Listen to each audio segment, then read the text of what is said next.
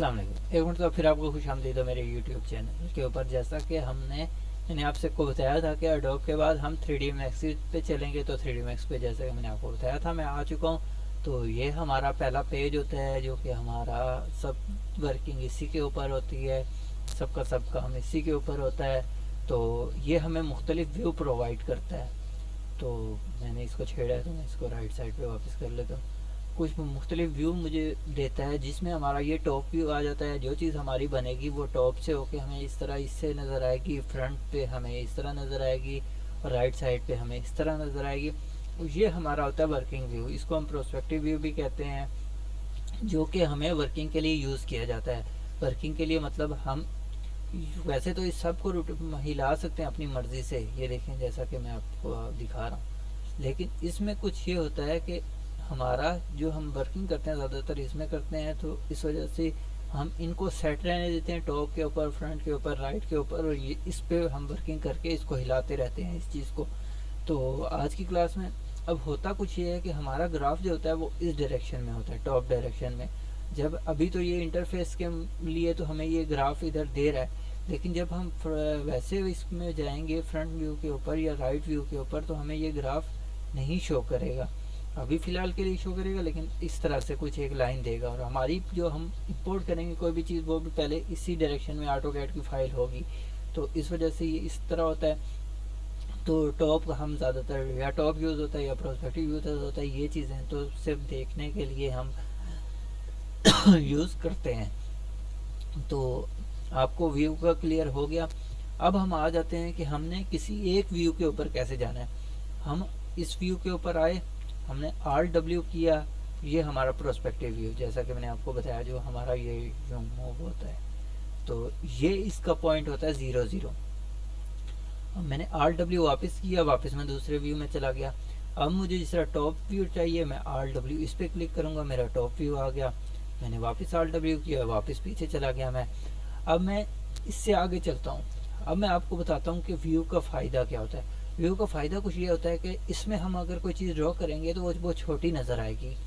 तो इस वजह से जब हम एक किसी व्यू के ऊपर क्लिक करेंगे तो वही चीज़ बड़ी हो जाएगी और हमें वर्किंग करने में आसानी होगी। तो बाकी हमें हमारी ये टॉप पे सेट है, तो अगर हमारे पास वाकई व्यू नहीं होंगे तो हमें ये हिला के देखना पड़ेगा अभी कैसा लग रहा है, फिर वापस हमें टॉप के ऊपर जाना पड़ेगा। तो इससे अच्छा होता है कि हम बैक करेंगे, हमें हर तरफ से व्यू नज़र आ जाएगा, लेफ़्ट से, फ्रंट से, हमें एक थोड़ा राइट एंगल से भी, जिस तरफ से आप प्रोस्पेक्टिव व्यू को सेट करेंगे।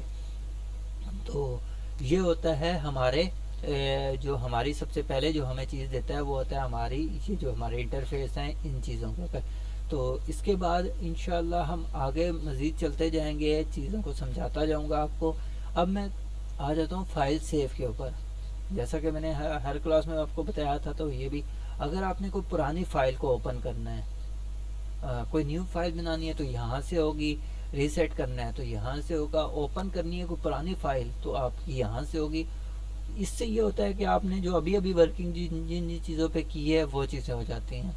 View image file, save as, वही चीज़ जो सेव, तो आपको खैर मैं तो कहता हूँ कि आप सबसे पहले कोई भी काम कर रहे हैं तो उसको सेव कर लें। मैं इसको आ जाता हूँ डेस्कटॉप के ऊपर और मैं इसको कर लेता हूँ सेव। लेकिन सेव करूँगा अभी तो ये बंद हो जाएगी, तो मैं इसको कर लेता हूँ सेव एज के ऊपर क्लिक किया, डेस्कटॉप के ऊपर आया। डेस्कटॉप के ऊपर ये मेरे क्लास के नाम से एक फ़ोल्डर बना हुआ है, तो मैं इसको लिख लेता हूँ क्लास लिख के मैंने इसको यस कर लिया। तो ये देखें ये हमारी फ़ाइल सेव हो चुकी है। तो अब मैं अगर जाके डेस्कटॉप के ऊपर से फ़ाइल खोलूँगा, इसको मैं करता हूँ बंद, तो जो जिस तरह चीज़ नज़र आ रही है इसी तरह की सारी चीज़ नज़र आएगी। डेस्कटॉप के ऊपर गया, क्लास के नाम से ये मेरी 3D की क्लास बन चुकी है। तो मैं इसको वापस ओपन करता हूँ, मैं आपको दिखा देता हूँ कि एज़ इट इज़ जो चीज़ मैंने सेव की थी ये चीज़ वैसी की वैसी सेव हो जाएगी। तो आप साथ साथ इस चीज़ को सेव एज़ करते जाइएगा ताकि आपका डेटा ज़ाया ना हो, क्योंकि ये थोड़ा हैवी सॉफ्टवेयर होता है। अगर आपका सिस्टम अच्छा नहीं है तो ये लाजमी ये आपका हैंग करेगा। अब ये देख लें आपके सामने कितना टाइम लेगा ये कितना ओपन होते हुए। अब ये ओपन हो गया हमारा। तो जैसे मैंने आपको बताया था जिस तरह मैंने सेव किया था उसी तरह सेव होगा। तो अगर मैं किसी एक व्यू के ऊपर सेव करता तो एक व्यू के ऊपर सेव हो जाता। इसके बाद आगे चलते हैं। आगे चल के मैं आपको बता देता हूँ कि और क्या क्या चीज़ है इसमें। इसमें इंपोर्ट एक सबसे ज़रूरी चीज़ है। इंपोर्ट में ये होगा कि आपने कोई भी न्यू फाइल लानी है तो उसको इंपोर्ट करेंगे। और मर्ज में कुछ ये होगा कि आप एक फ़ाइल पे काम कर रहे हैं, मतलब मैंने कुछ चीज़ ले आया, तो इसके बावजूद मुझे बाहर से कोई और चीज़ लानी है, तो जब मैं उसको इंपोर्ट करूँगा तो वो ये वाली चीज़ें हटा के वो वाली चीज़ें उठा के ले आएगा। तो मर्ज से ये होगा कि ये वाली चीज़ें भी रहेंगी और साथ में वो भी उठा के लेगा। रिप्लेस से ये होता है कि आप क्लिक करेंगे किसी चीज़ के ऊपर, उसको रिप्लेस कर देंगे।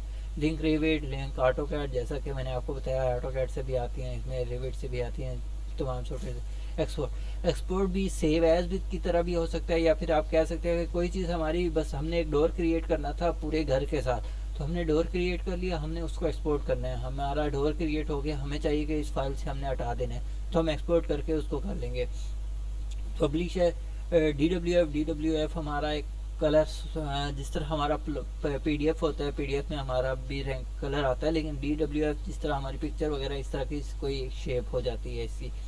तो शेयर व्यू, सेंड, रेफरेंस हमारे पास आ चुके हैं, प्रोजेक्ट समरी, ये चीज़ें आ चुकी हैं। और एग्ज़िट अगर करना है तो बड़ी मेहरबानी यहाँ से हो जाएगा।